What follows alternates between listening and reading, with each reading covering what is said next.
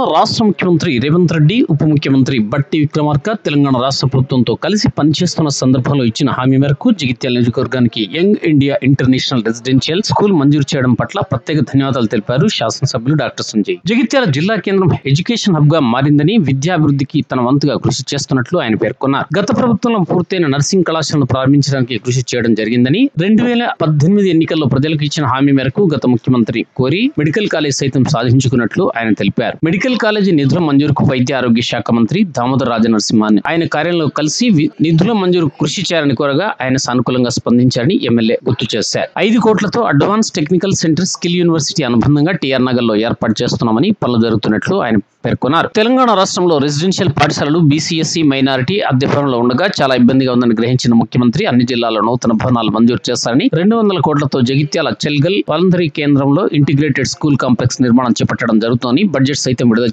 చేయడం జరిగిందని ఆయన అన్నారు.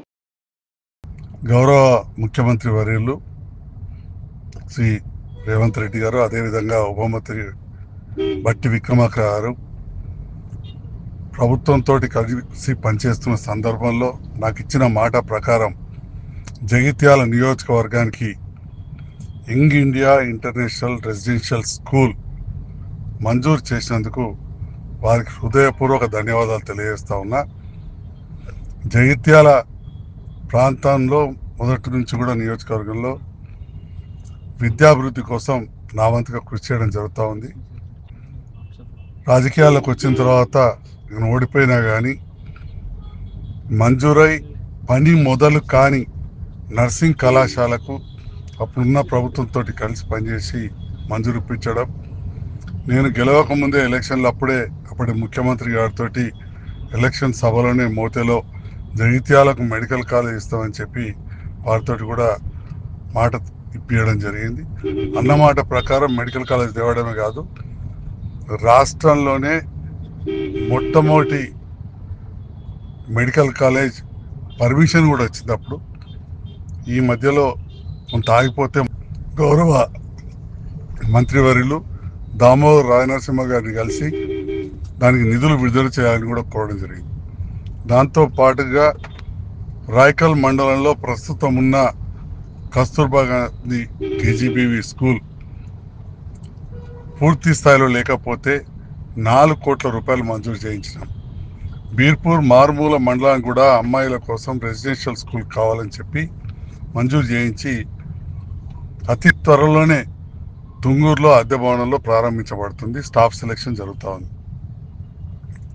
అదేవిధంగా సైన్స్ ల్యాబ్లు కావచ్చు, దాంతో పాటుగా అడ్వాన్స్డ్ టెక్నికల్ సెంటర్ స్కిల్ యూనివర్సిటీకి సంబంధించి 5 కోట్లతోటి నిర్మాణం ప్రారంభమైంది టీఆర్ నగర్లో. దానికి అనుబంధంగా ఐటీఐ కూడా మొత్తంగా కలిపి 29 కోట్లతోటి నిర్మాణం పూర్తవుతుంది. ఇవన్నీ కూడా గౌరవ ముఖ్యమంత్రి నేతృత్వంలో అతి త్వరలో జరుగుతాయి. దాంతోపాటుగా అమ్మ ఆదర్శ పాఠశాలలో భాగంగా జగిత్యాలలో ఎన్నో స్కూళ్లకు టాయిలెట్స్, కిచెన్ షెడ్స్ మంజూరైనవి. మొన్ననే న్యూ హై స్కూల్ కూడా 10 లక్షలతోటి టాయిలెట్స్, కాంపౌండ్ వాళ్ళు కూడా గౌరవ కలెక్టర్ గారు కూడా మంజూరు చేయడం జరిగింది. ఈ రకంగా విద్యపై ప్రత్యేకమైన శ్రద్ధ పెడుతూ ముఖ్యమంత్రి గారి ఆలోచనకు అనుగుణంగా రెసిడెన్షియల్ పాఠశాలలు బీసీ, ఎస్సీ, మైనార్టీ మన అన్నీ కూడా అద్దె భవనాలనే ఉన్నాయి. ఒకదానికి కూడా సొంత భవనం లేదు. చాలా ఇబ్బందులు అవుతూ ఉన్నాయి. అల్లీపూర్లో ఎన్నోసార్లు వసతులు సరిగా లేవని, లక్ష్మీపూర్లో కూడా సరిగా లేవని, అదేవిధంగా మైనారిటీ కిలాగడ్డ దగ్గర కూడా సరిగా లేవని మన కంప్లైంట్స్ వచ్చాయి. సో ఇవన్నిటిని దృష్టిలో ఉంచుకొని 200 కోట్లతోటి జగిత్యాల చల్గల్ వాలంటరీ ప్రాంతంలో మెయిన్ రోడ్ మీద